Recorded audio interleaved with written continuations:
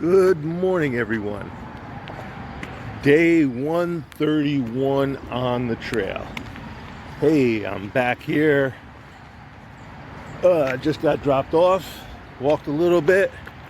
I just crossed under the Taconic Parkway, and now I have to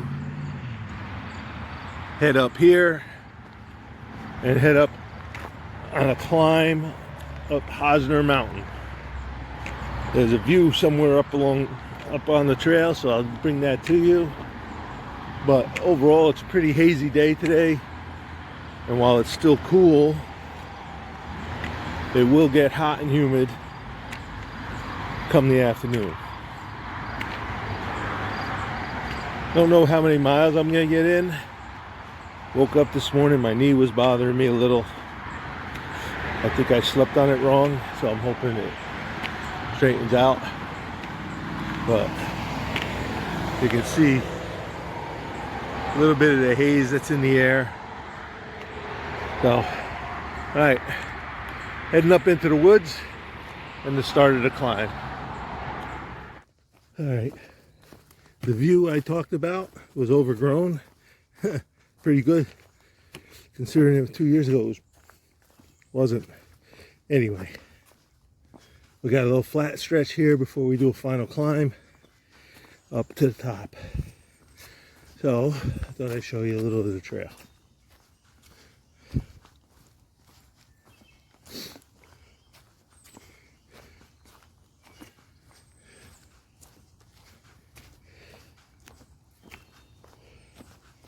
We're gonna have to get up on that ridge.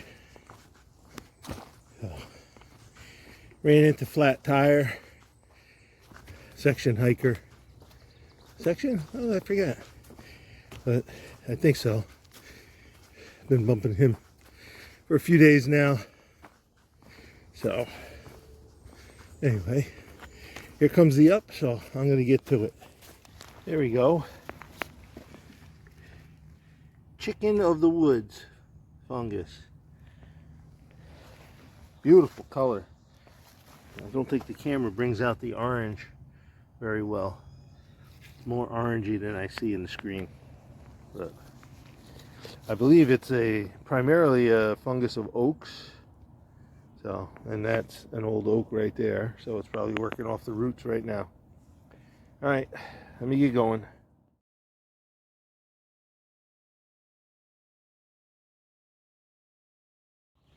Okay, there's oak galls all over here. Remember, each of these is done by an insect laying an egg inside the tissues of the oak, the leaves usually, and between the tree reaction and the insect larva carving out a home in there, that ball of space is produced. Hang on a second.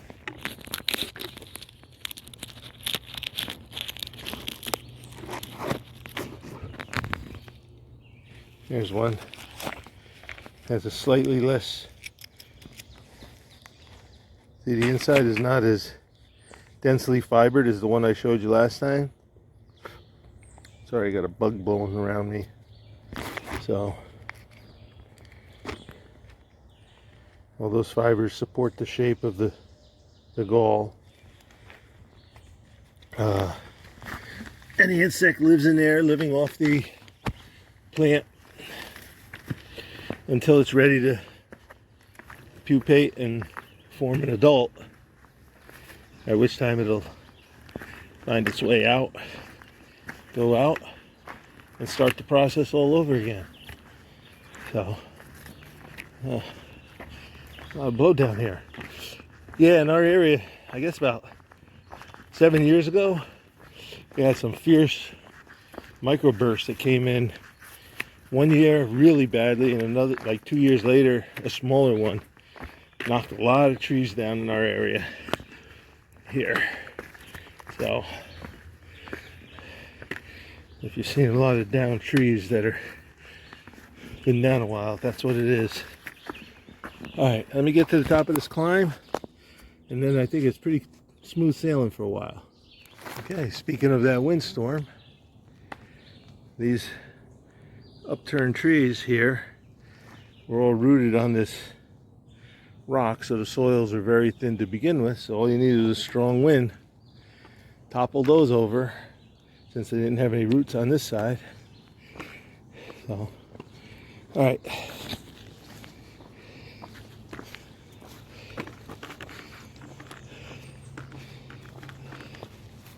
There's another couple over here, see?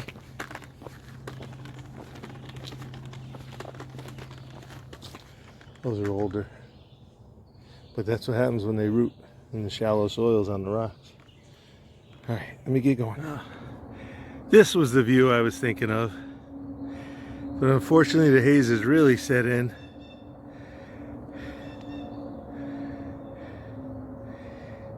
Too bad. Okay. Crossed over Route 52. Came across this beautiful field.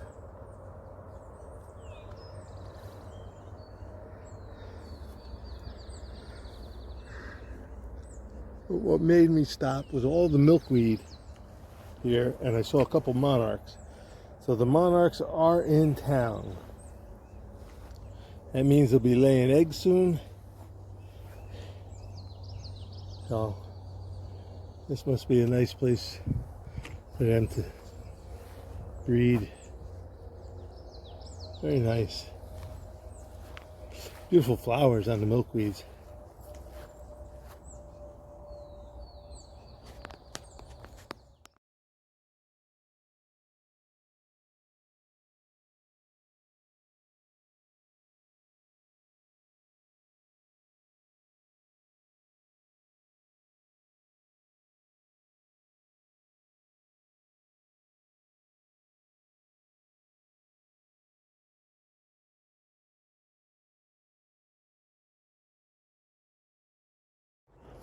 Alright, here's a monster white oak that people often mistake for the Dover oak. But this is just a teenager compared to the Dover oak. Let me put my pole next to it. My pole is set for 4 feet.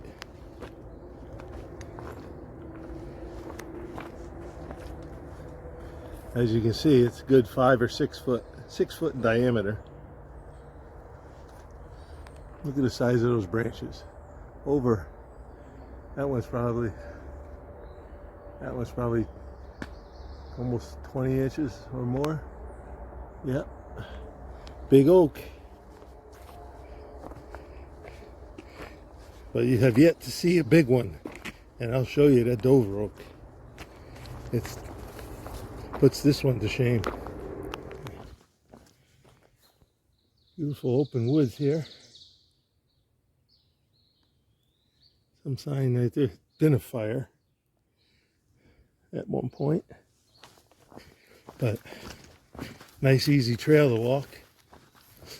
Occasional rocks. Alright, we're heading toward Morgan Stewart Shelter. And we have to go up Mount Egbert, which is just a short steep pitch, rocky, as is most of the short up and downs here in New York. But once we're at Mount Egbert, it's a short stone's throw to the shelter. So I'll bring you a view from Mount Egbert of Fishkill, New York. At least I think that's the town that is visible. So, all right, catch you up the trail. All right, just came up Mount Egbert with all the leaves. Excuse me. With all the leaves, there's no view, but we do have some staghorn sumac coming in.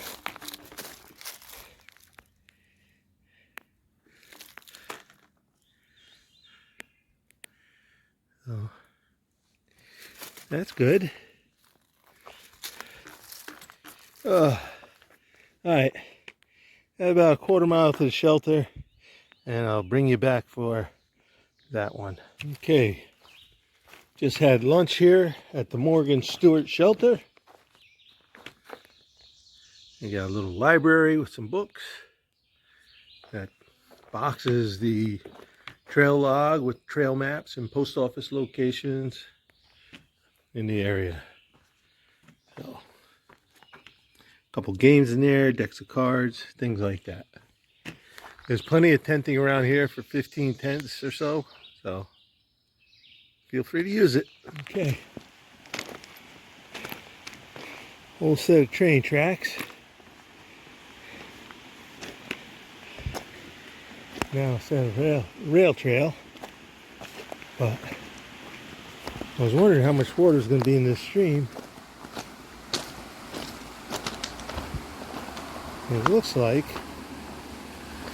it's flowing really well. Wow.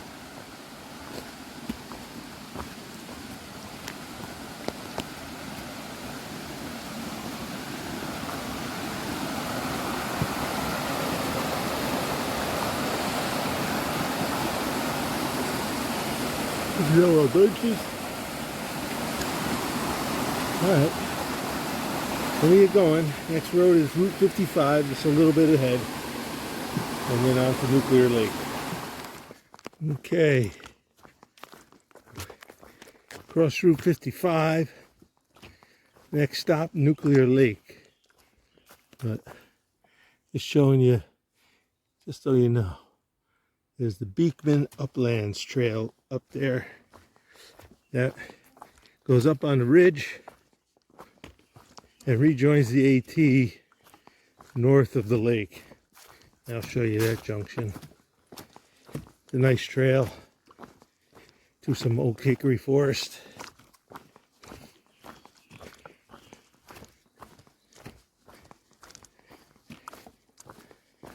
There's a swampy area down there. It's fed by the outlet of Nuclear Lake.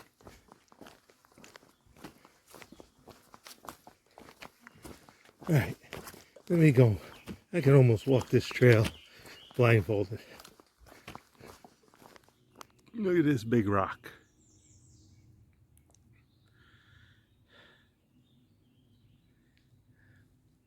Gotta be 20 feet tall at least. Alright. Just a bunch of ups and downs on this trail. Little ones. Rolling would be a good way to describe it. So,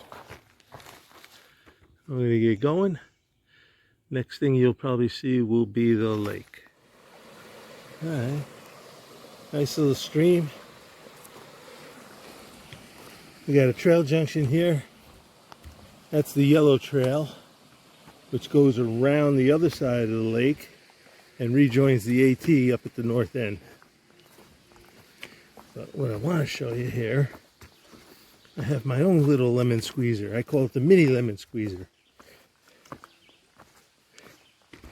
Here on my home turf.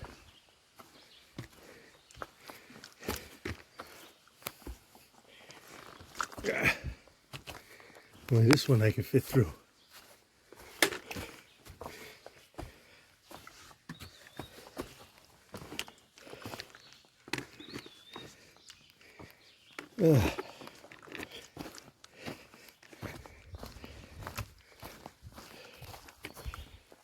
Yeah, amazing what water can do with that rock. All right, moving on through all the laurels. Okay, man, this is getting overgrown. Anyway,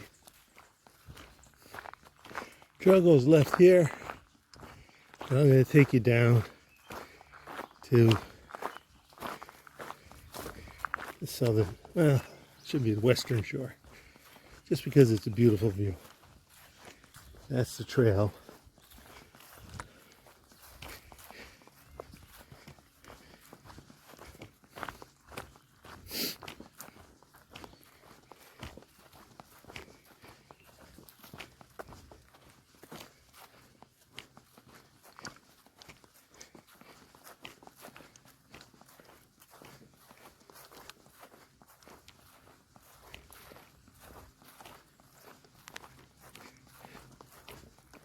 This is one of Puppy's favorite places to swim.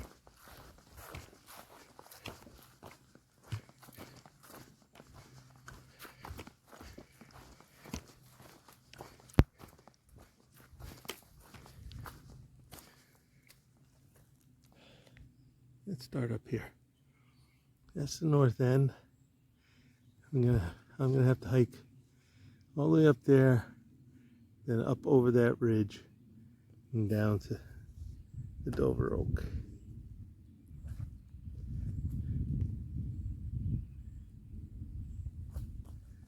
Okay.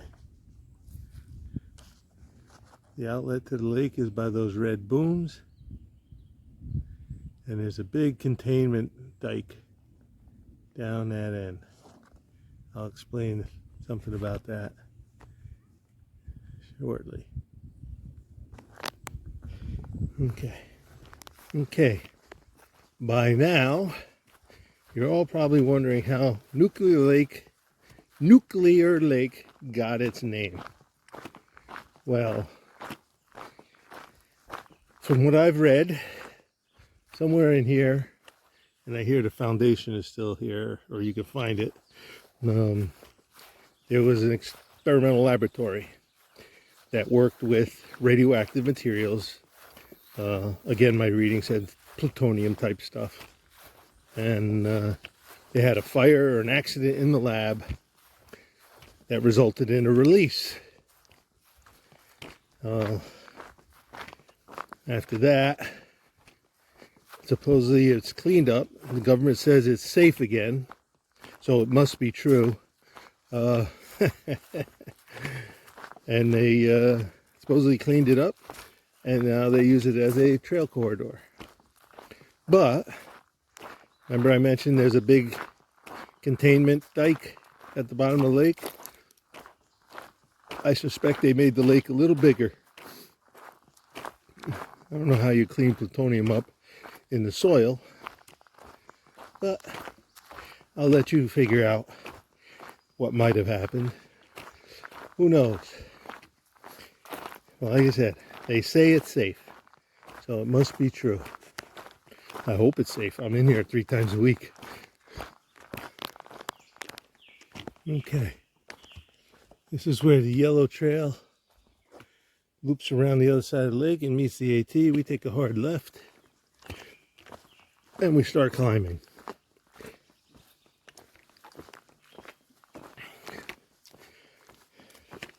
I have a couple little rocky pitches, but other than that, it's not too bad. It's all gradual.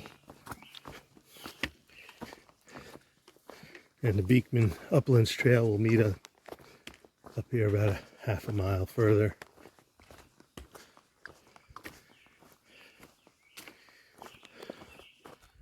All these down trees are remnants of those windstorms I told you about. So, alright, let me get to going. Okay, there's the Beekman's Uplands route. Comes down and meets here. Alright, got a little steep pitch here, and then pretty much rolling all the way. We'll have a downhill after Telephone Pioneers, a couple fields. Oh, we'll get a view from Cat Rocks. I'll show you that one.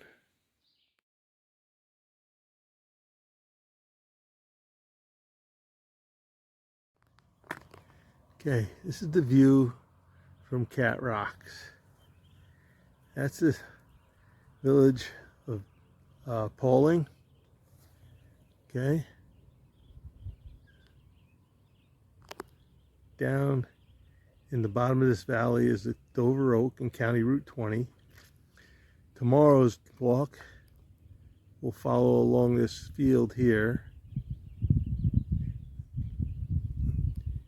and then over this front ridge, then down to Route 22, and then up and over that ridge to get you into Connecticut.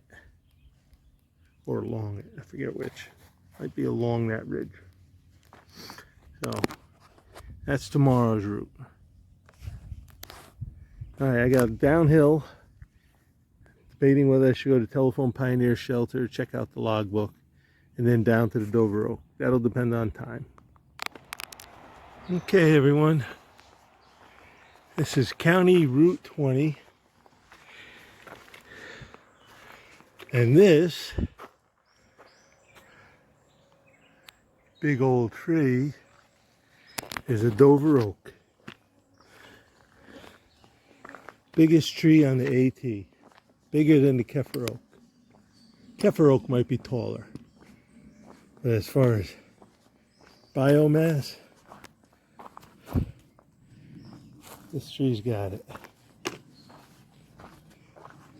I'm going to lay my poles down so you can see.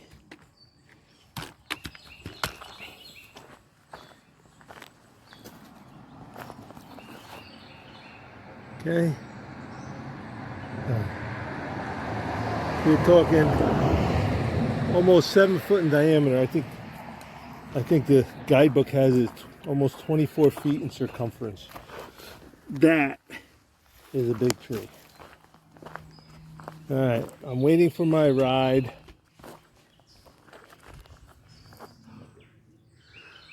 Wow, some of those branches are bigger than most trees. Oh, all right. End of the day, just wait for my ride to take me home. So, I'm gonna call it a day right here. Maybe I get some pictures when my ride comes and take pictures of me with the tree.